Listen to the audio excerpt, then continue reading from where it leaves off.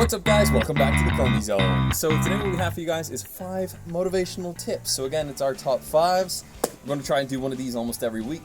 But motivation being the theme this week, we decided to point it out because it is in popular demand and it is a subject that we think is quite important and we quite enjoy it. So motivation in our terms is kind of different from what a lot of people tend to think motivation is. For us, we see motivation as kind of like a tool to be used that comes from us, not necessarily from external factors, right?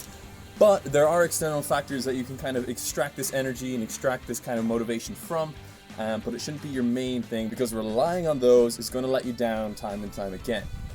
But without further ado, we'll get into the top 5. Number 1 is actually really good and it almost deserves a video of its own because it's quite incredible. But starting off with number 5, on the way up, we're talking inspirational videos.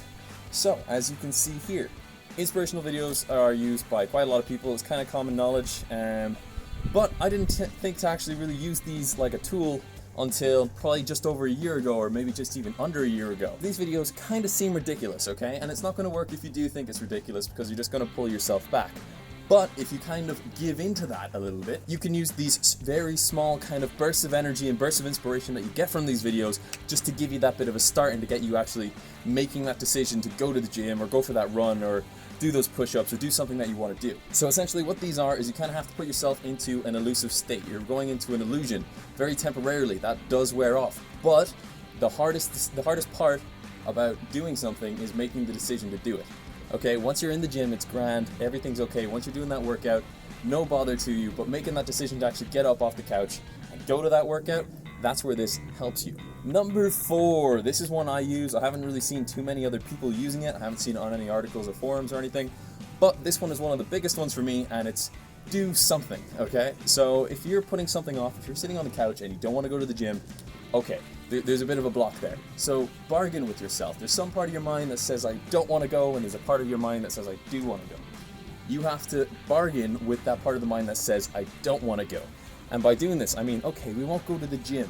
How about we do something a little bit less, right? So then you can go and you go do something less, because sometimes the mind's like, okay, do you know what? I'll let us do that. We'll do that. We'll give you enough energy to do this smaller task, right? But what happens when you do that smaller task is that bit that you want to do something grows a bit more because it likes completing stuff. So even after you've done one thing, you actually might decide to go to the gym or go do that larger thing. And that's because your mind likes to be consistent but also battles with itself. Coming in at number 3, we have compete. So you could compete against someone else or you can compete against yourself. Yeah, you know that guy you were yesterday? You know, that little who managed to go for that 4K run? Yeah, you could beat him, right? I think you could beat him. Because what other choice do you have? If you don't beat him, then you suck and you're worse than he is, right? You don't want to be that guy. You don't want to be a f***ing loser. So you're going to beat that motherfucker, right? And then, you know, this could be the same for other people. You see me and Jake, we're quite similar builds, similar athletic ability. We compete with each other all the time. Take someone off social media, take someone you see on television and be like, okay, I'm going to be better than that person. And compete against that. Because one of the kind of keys and tricks to not being lazy, you gotta be greedy, you gotta be selfish. And that's not saying you should take from other people, but you should be able to give to yourself. And I took that right out of Rich Dad, Rich Dad, Poor Dad as well, actually, which is a pretty good book. Highly recommend reading it or listening to it. It's pretty solid advice in there. You're just always gonna compete with yourself. And then coming in at number 2, okay, number 2 is another big one that you hear all the time, and everyone says it every single time you ask, why am I lazy? Why am I lazy? It's because your why, okay? And that why, again, a typical answer, a typical response. This sometimes doesn't really work. There will come situations where this isn't actually going to be enough, but most situations, it is definitely enough. If your why is really strong, it's just that whole thing that pushes you over the ledge and says, okay, go for it, jump for it. Put your faith in it, essentially. And that helps if you write that down, paint it on your wall, put it on your desktop, your phone wallpaper. Make sure you can see it, because if you see it, if you believe in it, if the process is something you believe in, you're going to do it, and you're more likely to do it. And guys, I know what you're thinking as well. It's like, well, we don't all know what we want to do. We don't all have our whys. Very fair. I don't have a why sometimes, and a lot of people don't. What you can do, right, it's kind of like that do something about it, that bargain with yourself is just think of a rule. Pick a smaller rule out of your head or pick a smaller why out of your head and just live by it for a little bit and see how, you know, as long as it lives up. And you can change it whenever you want to. If you get bored of that why, you can take a bigger why, a smaller why, a completely different why. It's completely up to you. And things should be changing because that's what keeps things fun and exciting. You should be able to change your mind. But in terms of doing things, you gotta do something. So you have to take action. That's the whole point of it. And then guys, coming in at number 1, the big one. And this one is so far ahead by such a long margin, and it's gratitude. Gratitude.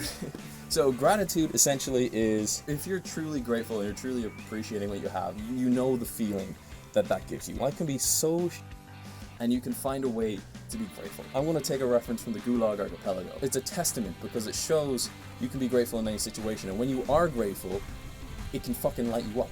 The amount of pride and the amount of respect and good energy you can just accumulate and create out of just by simply appreciating things and writing down things that you think are cool or awesome or even a little bit nicer than other things. It's just forcing you to take that perspective, and when you do that, it just creates this momentum that just spins you and pushes you in the fucking direction you want it to go in. Sometimes in a bad direction, sometimes in a good direction, but it pushes you in a direction to make an action and make a decision. And that's why gratitude is so powerful, and it's really high on the top of the list. Like honestly, it just cannot.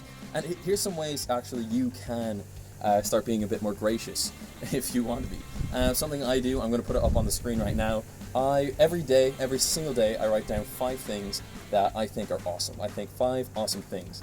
And it's just, it is kind of life-changing. You can't help but read 5 things in your day that were really cool, and it puts you to bed really nicely.